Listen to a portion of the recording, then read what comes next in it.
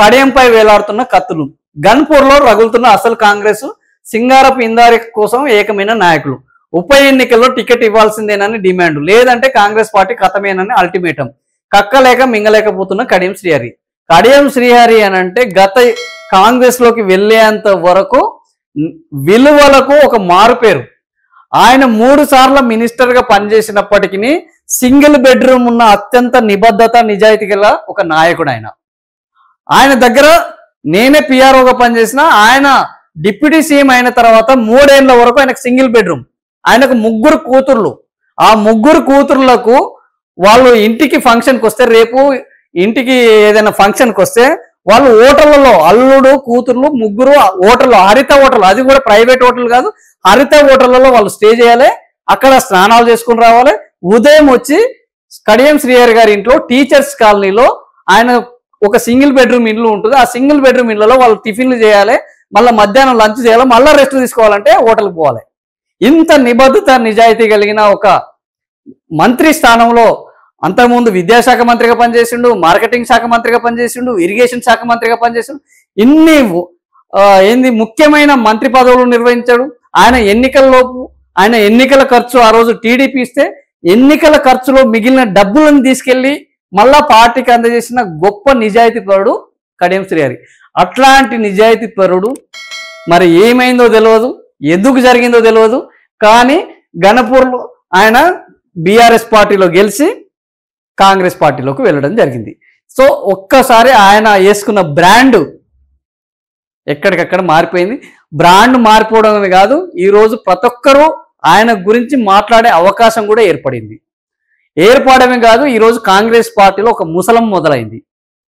ఆ కాంగ్రెస్ పార్టీలో స్టేషన్ గన్పూర్ నుంచి ఇందిరా అనే ఒక లేడీ, ఆమె దగ్గర గత 3 ఎన్నికల నుంచి ఆమె కాంగ్రెస్ పార్టీ గన్పూర్ నుంచి కొట్లాడుతోంది.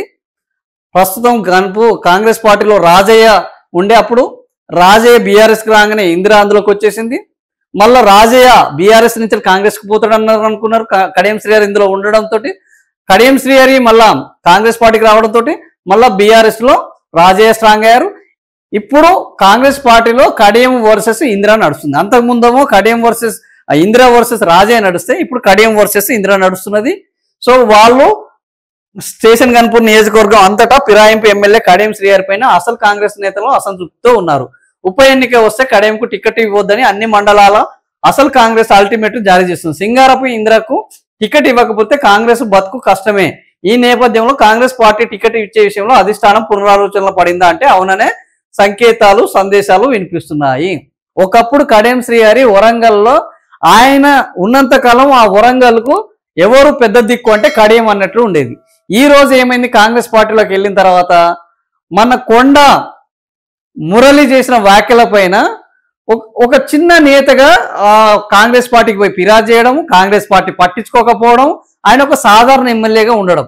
సో ఇది ఎప్పుడైనా సరే విలువలను పక్కన పెడితే వాళ్ళ యొక్క స్థాయి ఏ విధంగా తగ్గుతుంది అనే దానికి ఈరోజు కడియం శ్రీహరి గారిది జీవితం ఒక ఉదాహరణ. ఎందుకంటే ఆయనకు విలువలకు పట్టం వేసినంత కాలము ఆయన నిలబడ్డ చోట ఆయన పులి లెక్క నిలబడ్డాడు.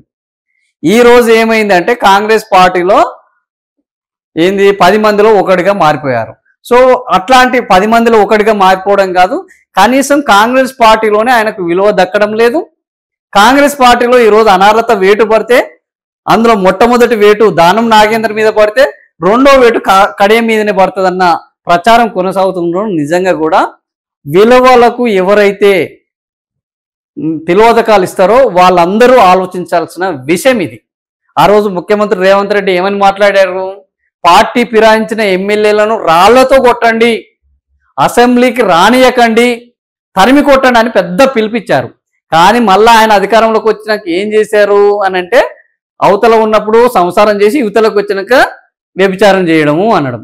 సో అదే పద్ధతి ఈయన ఇప్పుడు ఆ 10 మందిని తీసుకుని వచ్చారు. ఇంకా మాకు ఎక్కువ మంది వస్తారా అని ప్రచారం చేసుకోవడం సుప్రీంకోర్టు వేయడం వల్ల ఆగిపోయింది, లేకపోతే ఇంకా ఎక్కువ మంది వచ్చేవారు. సో అధికారంలో ఉన్న వాళ్ళందరూ చేసే అనైతిక కార్యక్రమాలు ఇక్కడ జరిగినాయి. సో అనైతిక కార్యక్రమాలు ప్రభుత్వ పెద్ద నేతలు చేయడం కానీ ఇట్లాంటి విలువలు ఉన్న నాయకులు కూడా ఆ విలువలను తాకట్టు పెట్టే విధంగా వ్యవహరించడం ఇప్పుడు పెద్ద చర్చనీయాంశము అయినది.